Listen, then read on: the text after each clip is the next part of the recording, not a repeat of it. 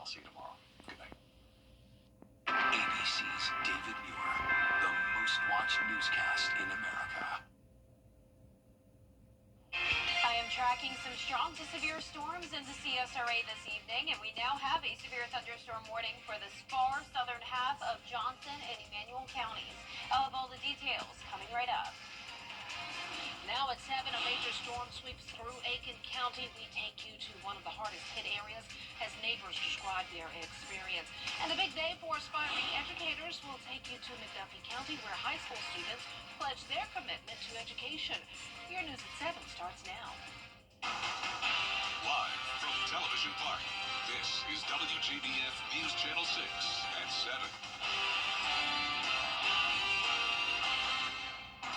Coverage you can count on begins in Aiken County, where cleanup is underway after a tornado ripped through the community. Good evening, everyone. I'm Dee Griffin. The National Weather Service confirming this afternoon that an EF1 tornado hit this area around 3:30 this morning. Sean Cabotstock has more. I literally been crying since 4 a.m. when I see my car crush. Alicia and Brandon Mason woke up to chaos. I looked out the window. I seen a tornado jump through my front yard and told it was a tornado. I lost my car. I have 4 trees down in my yard. I have 5 children, and now I have no transportation, and I only had the minimum coverage of liability because that's only what I could afford. They say the storm kept going after Dunbar Street, slamming into a nearby fire station. Their 1861 home stood strong. And there is no damage to the roof except for that one little shingle. We said we ain't worried about that shingle. Neighbors say they were caught completely off guard. Son, who lives a couple houses down, this is my mother-in-law's house, called me and said, Mama, I think a tornado just went through. And we immediately got clothes on and come up to check on everybody, and you can see it's a mess. The damage stretches across this tight-knit community. Roofs ripped off, trees snapped. Dominion Energy crews worked through the day trying to get the lights back on. Like a train was coming through. I was like, oh my goodness, what's going on? So I jumped up, grabbed my pants, and just freaking out because I never experienced it before. I came to try to open my back door, and I found out that my roof had got snatched off the back door. James Robertson found debris everywhere. He spent time checking on neighbors.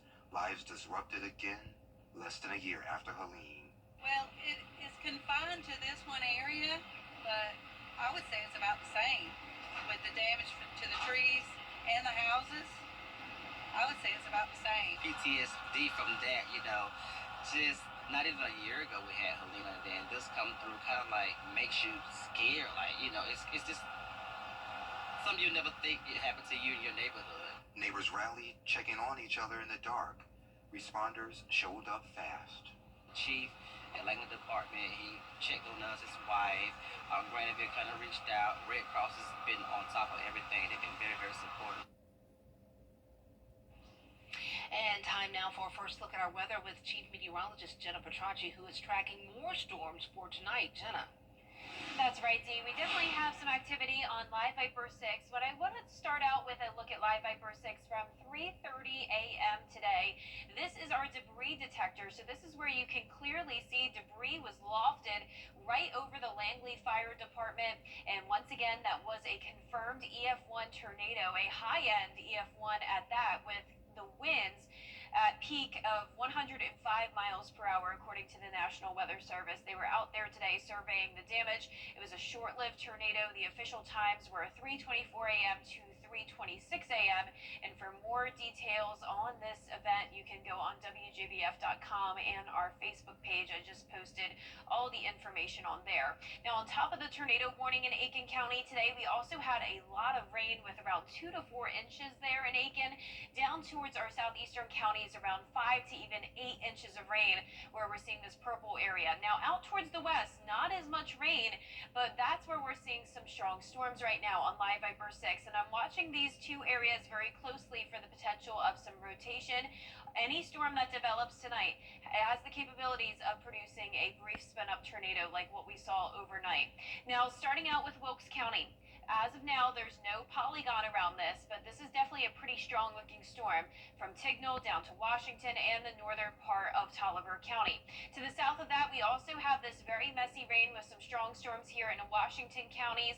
This is near Tennell, Harrison, and down to Johnson County as well. A special weather statement is in effect there for 50-mile-per-hour wind gusts and small hail. Now, that severe thunderstorm warning I mentioned at the top of the show is now dropped for Johnson and Emmanuel County, but we do have a severe storm just to the south of our viewing area. Look at this view on our Terry Lambert Hyundai Skyview cam. You can see how ominous it looks outside. It's breezy as well. We're going to continue to watch these storms all night long for you. Our high today was 74, another cooler than normal day, and right now those temperatures are in the low to middle 70s. Augusta at 74, Aiken, you're at 73.